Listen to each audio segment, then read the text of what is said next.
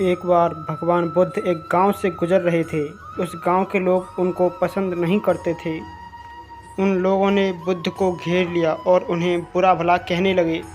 गांव का सरदार तो सबसे ज़्यादा नाराज़ था। वह तो बुद्ध को गालियां भी देने लगा। पर भगवान बुद्ध इन सब से बेपरवाह मंद मंद मुस्कुराने लगे। गांव का सरदार भगवान बुद्ध को बहुत देर तक गालियां देता रहा, लेकिन कुछ देर बाद उसका मुंह सूखने लगा। बहुत देर तक सुनने के बाद भगवान बुद्ध बोले, अगर आपकी बात पूरी हो गई हो तो मैं जाऊं, मुझे आगे वाले गांव में कुछ काम है।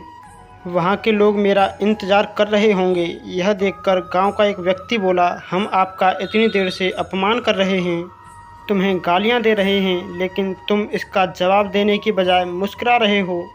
तुम कोई प्रतिक्रिया क्यों नहीं दे रहे? भगवान बुद्ध बोले, वत्स, तुमने आने में ज़रा सी देर कर दी। तुम अगर 10 वर्ष पहले आए होते तो मज़ा ही आ जाता, क्योंकि 10 वर्ष पहले मैं भी बिल्कुल आपके ही जैसा था। अगर तुम मुझे कुछ कहते, गालियां देते, तो मैं तुमसे और ज़्यादा क्रोधित हो जाता और तुम्हें और गालियां देता।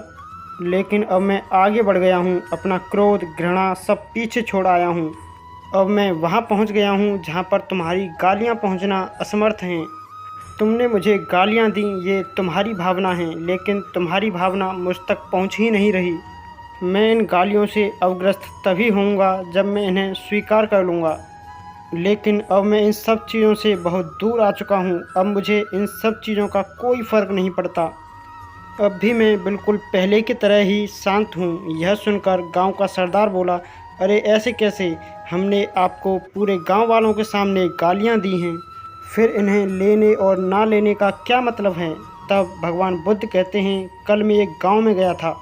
मैंने वहाँ पर एक प्रवचन दिया। गांव के लोग बहुत ही खुश थे। गांव का मुखिया मेरे लिए मिठाई लेके आया और उसे खाने का आग्रह करने लगा। मैंने कहा, मेरा पेट भरा हुआ है, मैं इसे ग्रहण नहीं कर सकता। यह सुनकर वह मिठाई को वापस ले गया, क्योंकि जब तक मैं कोई चीज़ लूँगा ही नहीं तो वह कैसे पहुँचेगी। इसीलिए इसमें मेरी सहमति तो आवश्यक है। हाँ, ये तो है। भगवान बुद्ध ने फिर कहा, जब मैंने मिठाई लेने से मना कर दिया तो उसने मिठाई का फिर क्या किया होगा? उसने अपने घर वालों में बांट दी होगी। उस व्यक्ति ने जवाब दिया, ठीक कहा तुमने। उस मिठाई के डिब्बे की तरह तुम मेरे लिए गालियां लेके आए हो और तुम चाहते हो मैं इसे ग्रहण कर लूं। मैं इनको लेता ही नहीं। अब बताओ तुम इनका क्या करोगे? उस व्यक्ति के पास इस बात का कोई जवाब नहीं। मुझे तुम पर दया आती है वत्स। अरे क्रोध तो मुझे तब आएगा जब मैं ये गालियाँ ले लूँगा, और जब मैं गालियाँ लेता ही नहीं तो क्रोध का तो कोई सवाल ही नहीं उठता। बुद्ध की बातों पर सरदार ने कोई प्रतिक्रिया नहीं दी। शायद वह सोच रहा था। भगवान बुद्ध बोले, मैं देख रहा हूँ, गाली एक कांटा है जिसे देने वाला व्यक्ति और लेने वाला व्यक्ति दोनों क्रोध से पागल हो जाते हैं। और मुझे तुम ही बताओ, मैं आँखें होते हुए भी कांटों पर कैसे चलूँ? आँखें होते हुए भी गालियाँ कैसे ले लूँ? होश में रहते हुए भी कैसे क्रोधित हो जाऊं? इसलिए मुझे क्षमा करो वत्स, मैं तुम्हारा उपहार ग्रहण करने में असमर्थ हूँ। यह कहकर बुद्ध ने अपने हाथ जोड़ लिए।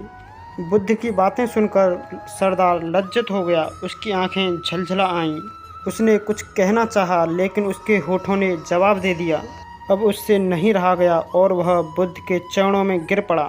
दोस्तों, हम में से ज़्यादातर लोग यही समझते हैं कि हमारे दुखों का कारण कोई और है। अगर हम ऐसा मानते हैं तो हम अपने नियंत्रण की कमी को अस्वीकार कर रहे होते हैं। यह सब हम पर निर्भर करता है कि हम दूसरों के द्वारा दी गई नकारात्मकता को स्वीकार करते हैं या नहीं। अगर हम नकारात्मकता को स्वीकार करते हैं तो हम अपने पैरों पर खुद कुल्हाड़ी मारते हैं। अगर हम उसे अस्वीकार कर देते हैं तो हम क्रोध, हिंसा, इन सब चीज़ों से दूर हो जाते हैं। दोस्तों, इस वीडियो में बस इतना ही। मिलते हैं किसी और वीडियो में। तब तक अपना ख्याल रखना।